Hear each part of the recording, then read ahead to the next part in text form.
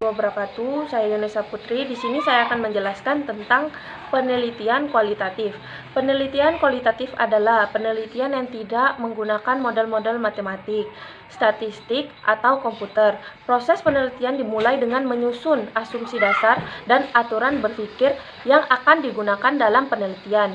Penelitian kualitatif merupakan penelitian yang dalam kegiatannya peneliti tidak menggunakan angka dalam mengumpulkan data dan dalam memberikan penafsiran terhadap hasilnya. Kemudian jenis-jenis dari penelitian kualitatif. Yang pertama, etnografi, kedua, studi kasus, ketiga, studi dokumen, yang keempat, pengamatan alami. Kemudian tujuan dari penelitian kualitatif. Tujuan dari penelitian kualitatif memiliki tujuan yaitu melakukan suatu penafsiran terhadap suatu fenomena sosial. Adapun metodologi penelitian yang digunakan adalah multimetodologi. Dengan demikian tidak ada metodologi khusus dalam penelitian kualitatif. Selanjutnya, teknik pengumpulan data dalam penelitian kualitatif. Ada berbagai metode pengumpulan data yang dapat dilakukan dalam sebuah penelitian. Metode pengumpulan data ini dapat digunakan secara sendiri-sendiri, namun dapat pula digunakan dengan menggabungkan dua metode atau lebih. Beberapa metode pengumpulan data di antara lain yang pertama adalah wawancara. Wawancara adalah teknik pengumpulan data yang dilakukan melalui tatap muka dan tanya jawab langsung antara peneliti dan narasumber. Wawancara terbagi atas dua kategori, yaitu wawancara terstruktur dan wawancara tidak terstruktur. Wawancara terstruktur. Dalam wawancara terstruktur, peneliti telah mengetahui dengan pasti informasi apa yang hendak digali dari narasumber. Yang kedua, wawancara tidak terstruktur. Wawancara tidak terstruktur adalah wawancara bebas. Peneliti tidak menggunakan pedoman wawancara yang berisi pertanyaan-pertanyaan spesifik, namun hanya memuat poin-poin penting dari masalah yang ingin digali dari responden. Yang kedua adalah observasi. Observasi adalah metode pengumpulan data yang kompleks karena melibatkan berbagai faktor dalam pelaksanaannya. Observasi terbagi menjadi dua, yaitu observasi partisipan dan non-partisipan. Observasi partisipan. Peneliti terlibat secara langsung dalam kegiatan sehari-hari orang atau situasi yang diamati sebagai sumber data.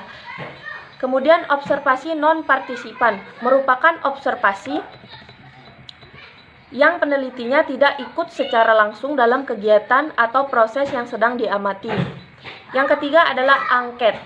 Angket atau kuesioner. Kuesioner merupakan metode pengumpulan data yang dilakukan dengan cara memberi seperangkat pertanyaan atau pernyataan tertulis kepada responden untuk dijawab. Berdasarkan bentuk pertanyaannya, kuesioner dapat dikategorikan dalam dua jenis, yakni kuesioner terbuka dan kuesioner tertutup. Kuesioner terbuka adalah kuesioner yang memberikan kebebasan kepada objek peneliti untuk menjawab, sementara yang tertutup adalah kuesioner yang telah menyediakan pilihan jawaban untuk dipilih oleh objek peneliti. Yang keempat adalah studi dokumen. Nah, studi dokumen adalah metode pengumpulan data yang tidak ditunjukkan langsung kepada subjek peneliti.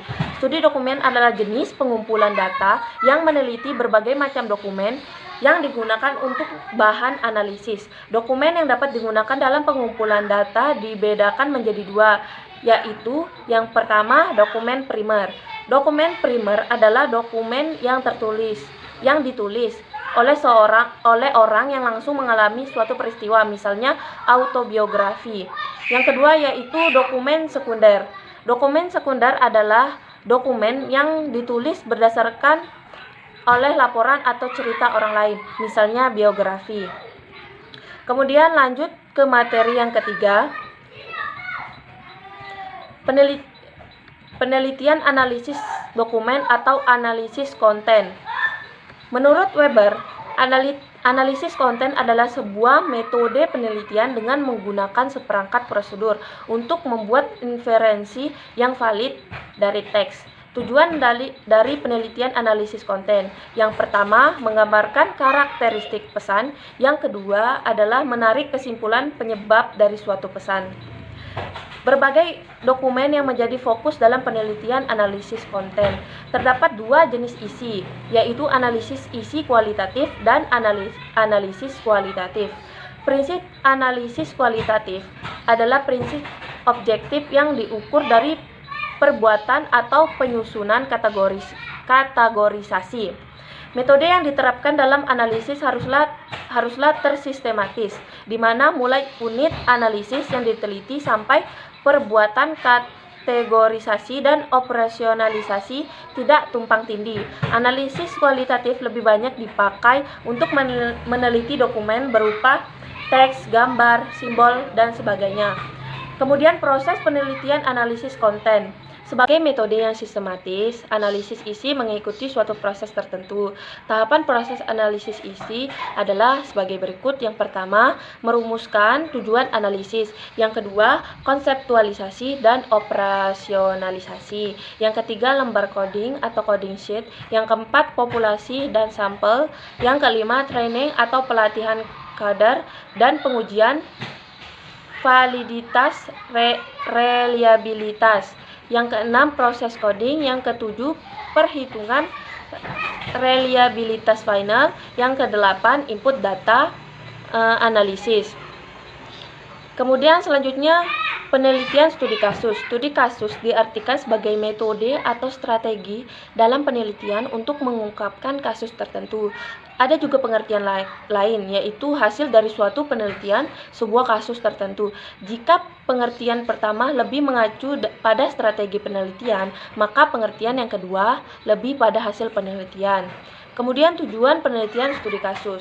Menurut Yin, penelitian studi kasus pada awalnya bertujuan mengambil lesson learned yang terdapat di balik perubahan yang ada. Tetapi banyak penelitian studi kasus yang ternyata mampu menunjukkan adanya perbedaan yang dapat mematahkan teori-teori yang telah mapan atau menghasilkan teori dan kebenaran yang baru. Kemudian pemilihan sampel dalam penelitian studi kasus. Teknik pengambilan sampel disesuaikan dengan tujuan peneliti. Dapat dilakukan peneliti. Teknik pengambilan sampel secara garis besar dibagi menjadi dua, yaitu probability sampling dan non-probability sampling. Kemudian teknik pengumpulan data dalam penelitian studi kasus. Yang pertama yaitu observasi. Yang kedua, wawancara. Yang ketiga, kuesioner. Dan yang keempat, sosiometri. Mungkin observasi, kuesioner, wawancara sudah saya jelaskan pada materi sebelumnya. Untuk sosiometri merupakan salah satu metode penelitian dalam psikologi sosial. Sosiometri sebenarnya telah memberikan pengertian tentang ukuran berteman. Jadi dengan sosiometri, orang dapat melihat bagaimana seseorang dalam suatu kelompok dan juga bagaimana struktur.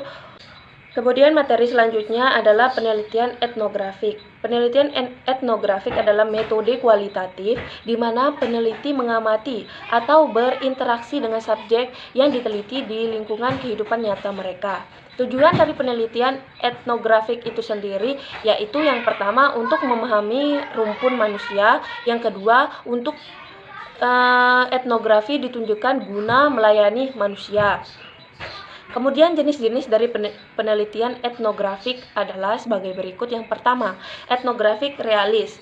Etnografi realis adalah pendekatan populer yang digunakan oleh para antropolog budaya. Ini adalah laporan objektif tentang situasi, biasanya ditulis dalam sudut pandang orang ketiga, melaporkan secara objektif informasi yang dipelajari dari partisipan di lokasi penelitian. Yang kedua, studi kasus. Studi kasus adalah jenis etnografi yang penting meskipun berbeda dari etnografi dalam beberapa cara penting. Peneliti studi kasus dapat fokus pada program, acara, atau kegiatan yang melibatkan individu dari berbagai kelompok.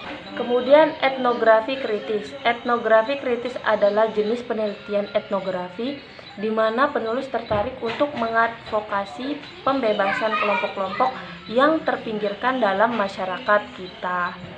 Sekian materi yang dapat saya sampaikan. Wabillahi taufiq wal hidayah. Wassalamualaikum warahmatullahi wabarakatuh.